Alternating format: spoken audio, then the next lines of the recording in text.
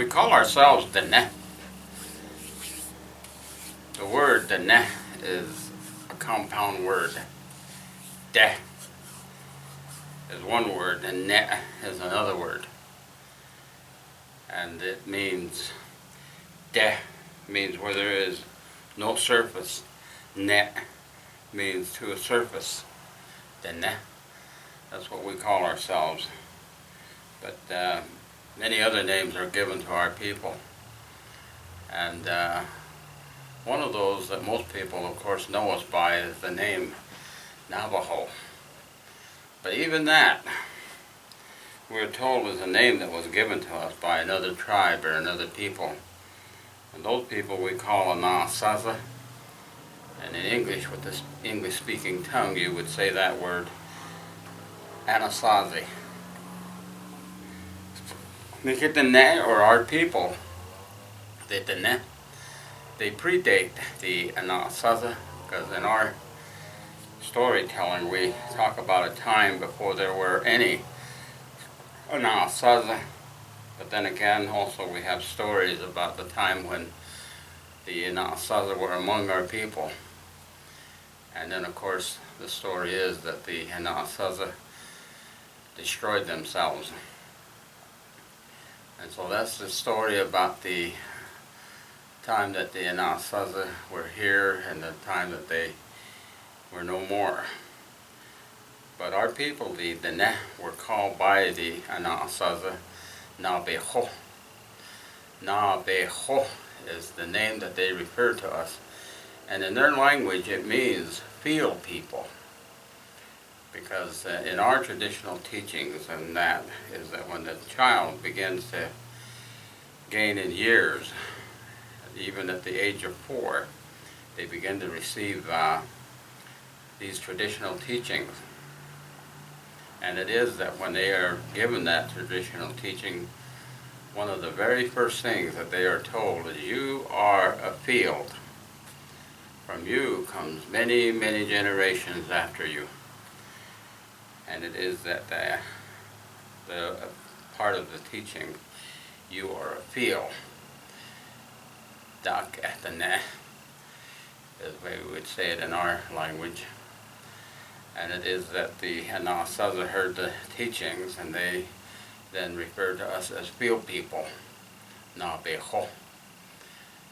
But it wasn't until about 1520 when the Spaniards came up into this part of the country that they wanted to know who were the people that were coming into their settlements and carrying off their women and children and taking their property.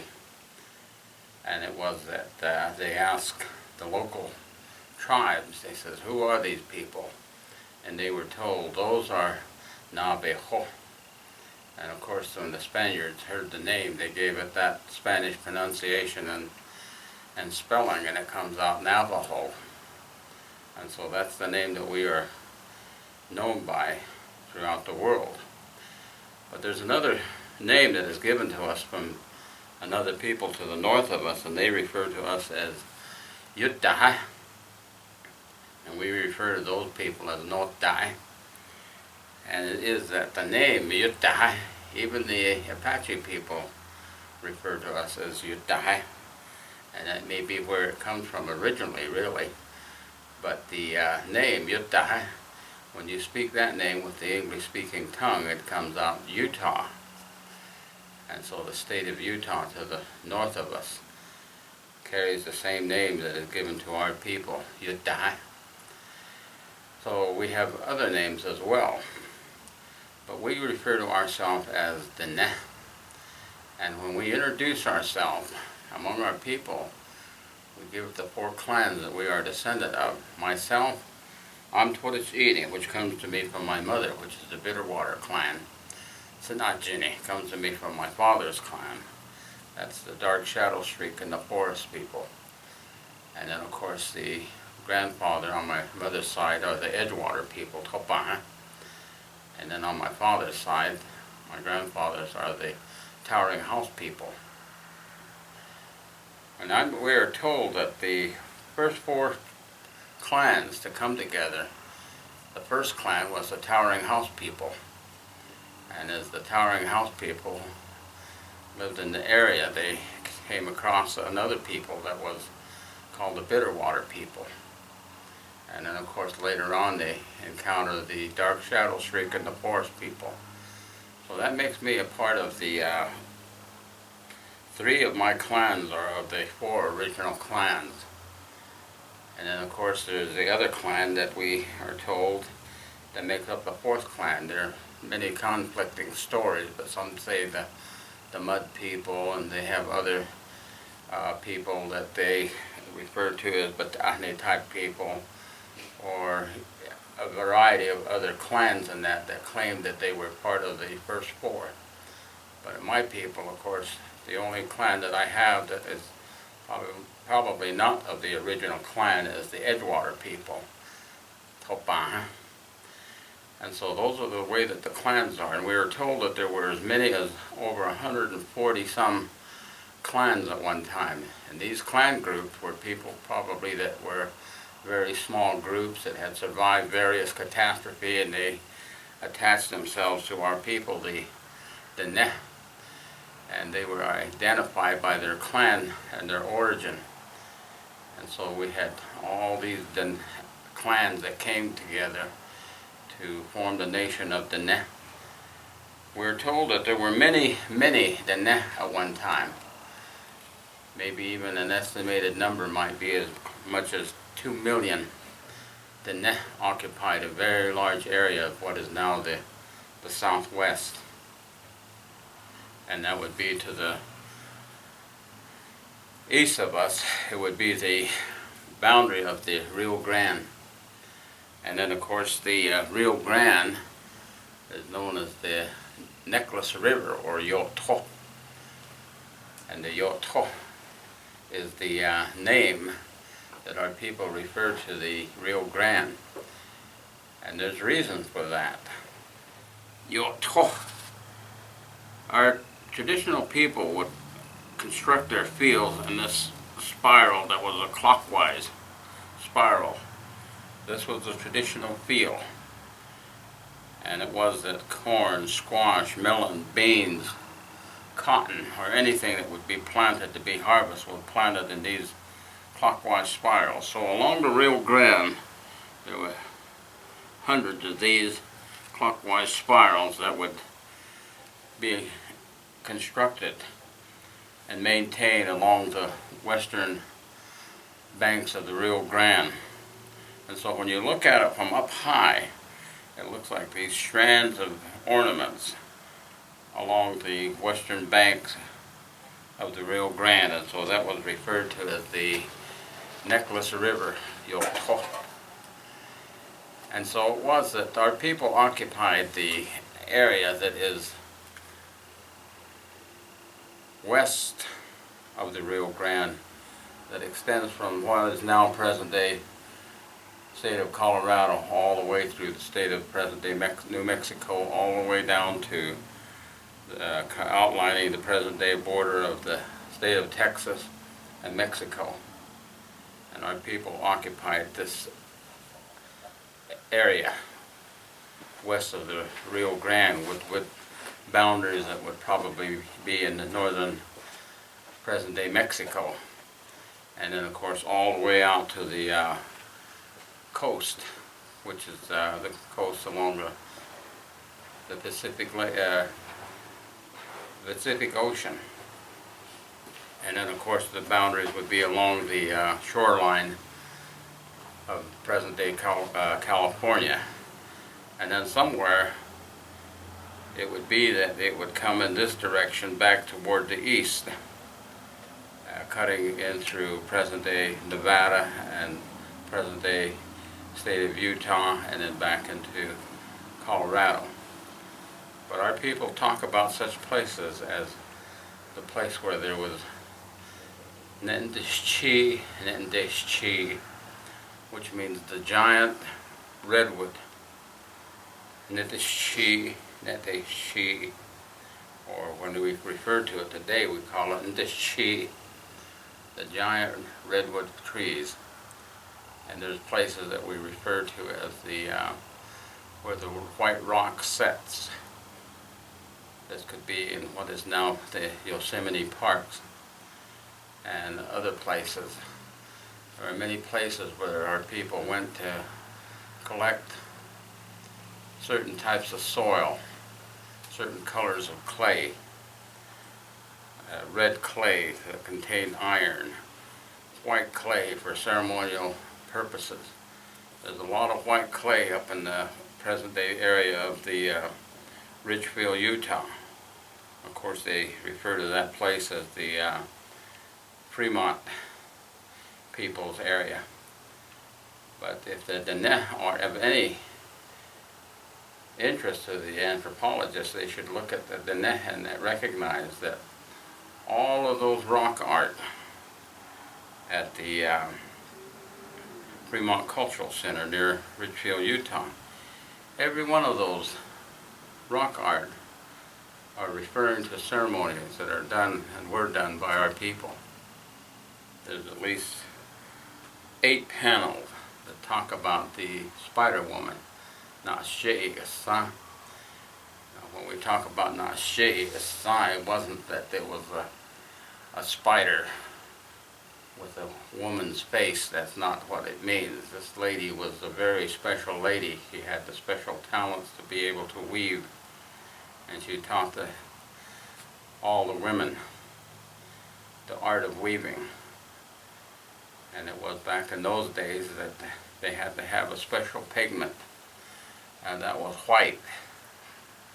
And so the clay that was collected up in that area of Richfield, Utah, was a very special clay, and there's abundance of that clay in that area. It was used for ceremonial paints, it was used in the pottery, it was used in the making of various implements. And to this day, Klesh, that white clay is very important in the ceremonies and the various teachings of our people. There are some deposits of those clays in various areas, but the best one was up in that area. And beyond that, of course, there is the lakes of salt. And those are also very important to our people. And then, of course, we have other areas that we identify clear up into Colorado, present-day Colorado, and out toward what is called the Shtai, or the 5 mountains. Our people roam beyond those boundaries, which is now, those 5 mountains are, of course, referred to as the LaSalle Mountains. And there's stories about our people up in those areas. And so it is that our people occupied a very large area because of their numbers. And many people would say, where are they now? What happened to them if they had such large numbers?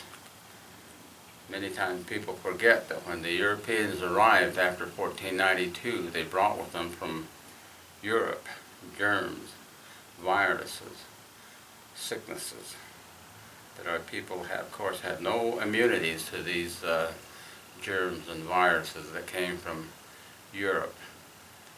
And even the common cold, we were told, was deadly.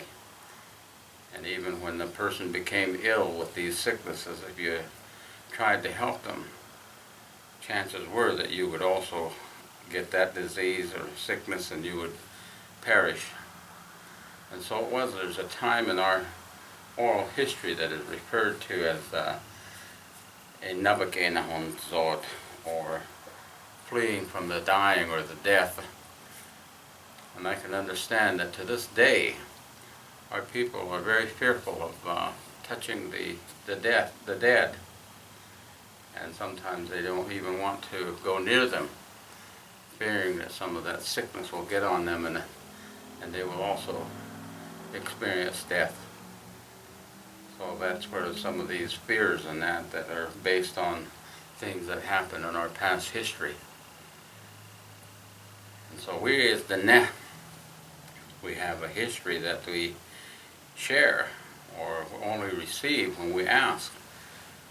Very few people know these stories nowadays, and it is now that our younger people, what are they going to do? How are they going to learn? The only information that has been collected is probably by the anthropologists. But even those are very limited. The stories in many cases are incorrect. They mislead, they misinform. And yet they are the ones that our people, our young people, learn. And they come back and they try to share it with us. Those of us that know the stories and that are very saddened. Of course, we are told in some of the traditional teachings that there will come a time when the no longer know their language.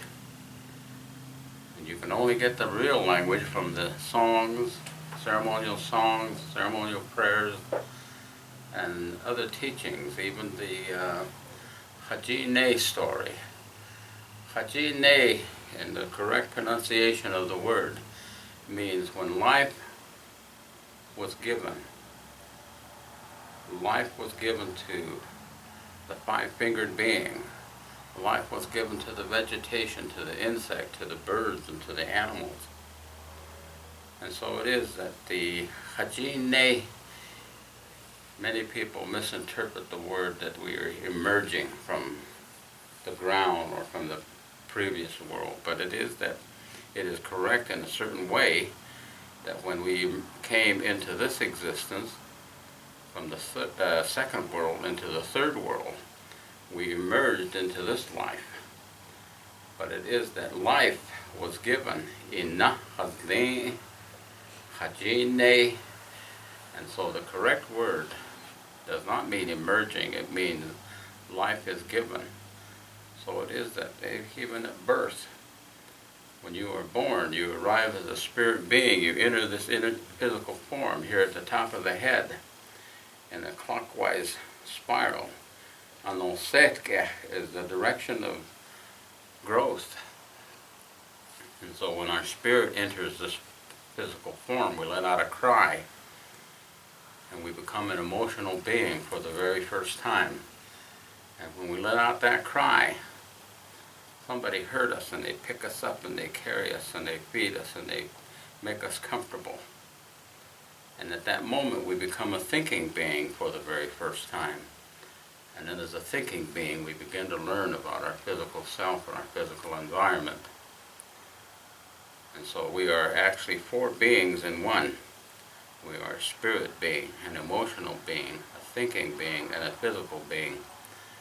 And as such a being, we must grow in those four areas of our being. And we are to continually grow. So all of this environment that we have, even the way that we construct our hogans, all the poles are set on Noseka. When you put the coming of age, Kanalta Adkant, when you set those corn husks, you have to set the four in the continual growth direction, which means that you lay the corn husk, the first four, right in the center. When you dig the hole for putting in the cake, Adkant, for the coming of age cake, you lay all of the corn husk in that continual growth direction, and all of the poles in the hogan are set in that continual growth direction.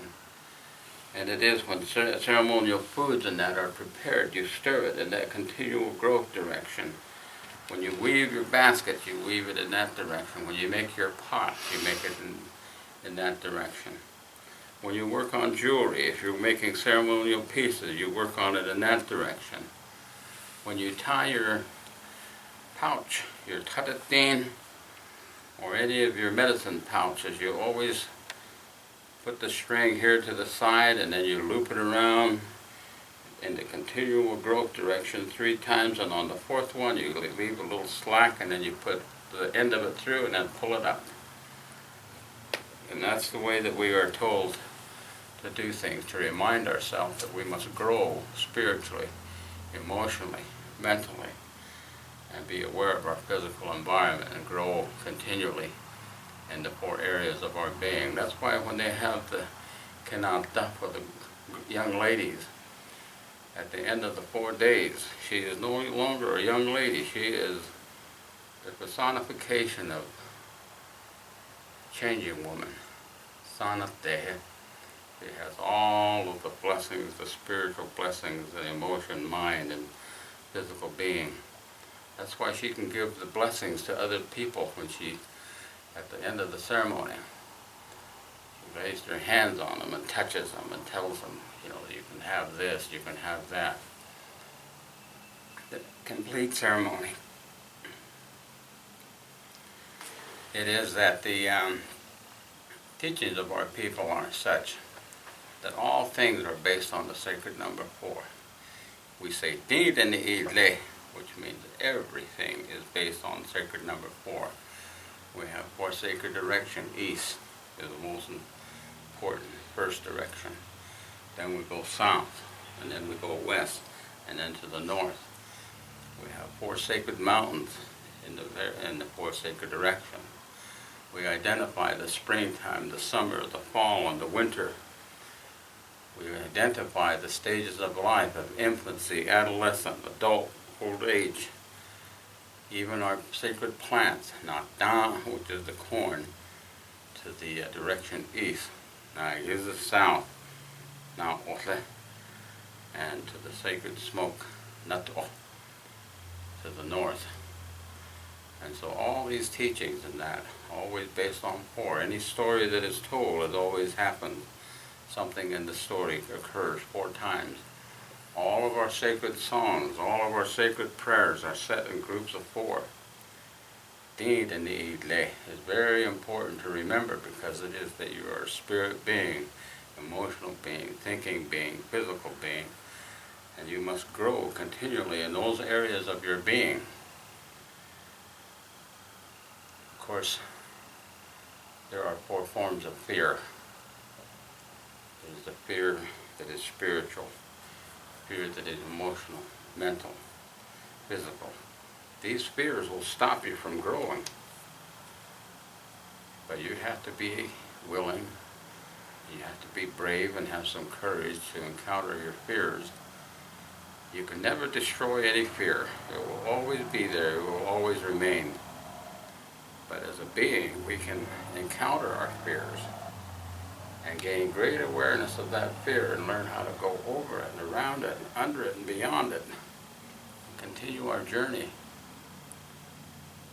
And it is that we are required to encounter our fears, to continually grow in those areas. And the moment you get beyond any fear, we are told you are rewarded with 4 very special gifts. And those are joy and happiness, confidence and peace. And that's what we are told.